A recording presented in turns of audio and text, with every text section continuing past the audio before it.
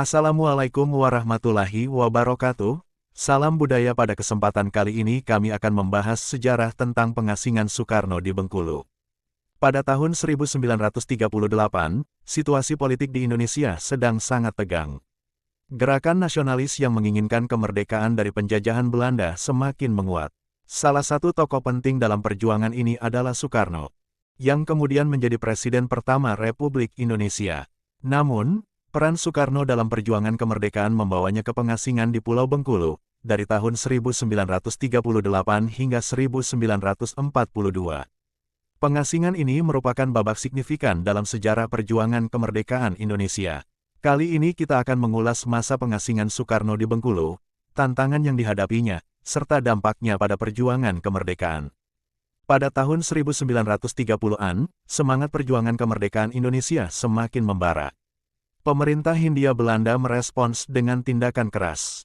Soekarno, sebagai salah satu tokoh nasionalis yang paling menonjol, menjadi sasaran utama pemerintah karena posisinya sebagai pemimpin karismatik dan juru bicara perjuangan kemerdekaan. Pada tahun 1938, Soekarno ditangkap oleh pemerintah Belanda dengan tuduhan melakukan agitasi dan provokasi.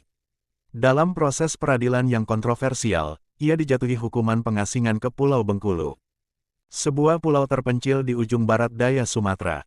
Pengasingan Soekarno di Bengkulu merupakan pengalaman yang keras.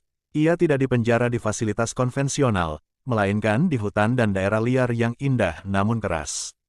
Soekarno ditempatkan di sebuah rumah tahanan sederhana di pedalaman Bengkulu, yang dikelilingi hutan lebat. Isolasi ini menyulitkan komunikasi dengan dunia luar dan mengakibatkan kondisi hidup yang sangat berat.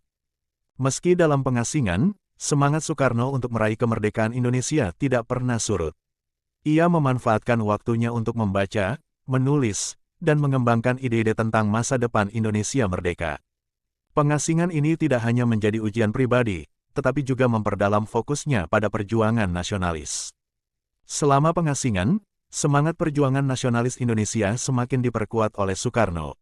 Meski terasing dari pusat perjuangan di Pulau Jawa, Soekarno terus berkomunikasi dengan pemimpin nasionalis lainnya dan berupaya mempersatukan gerakan kemerdekaan. Surat-surat dan pesan yang ia kirim dari pengasingan menjadi inspirasi bagi banyak orang yang berjuang melawan penjajahan Belanda. Soekarno juga berusaha memahami dan menghargai alam Bengkulu, yang merupakan bagian integral dari masa pengasingannya. Keindahan alam, dengan hutan lebat, sungai, dan pantai yang mempesona, mungkin memberinya sedikit pelipur lara di tengah kesulitan hidupnya. Pengasingan Soekarno di Bengkulu berakhir pada tahun 1942 ketika Jepang menduduki Indonesia selama Perang Dunia II. Jepang membubarkan pemerintahan Hindia Belanda dan membebaskan Soekarno. Momen ini menandai titik balik dalam perjuangan menuju kemerdekaan Indonesia. Setelah kembali ke Jawa, Soekarno mulai bekerja sama dengan Jepang untuk mempersiapkan kemerdekaan Indonesia. Pada tanggal 17 Agustus tahun 1945, Soekarno dan Hatta memproklamasikan kemerdekaan Indonesia di Jakarta, hanya beberapa hari setelah Jepang menyerah kepada sekutu.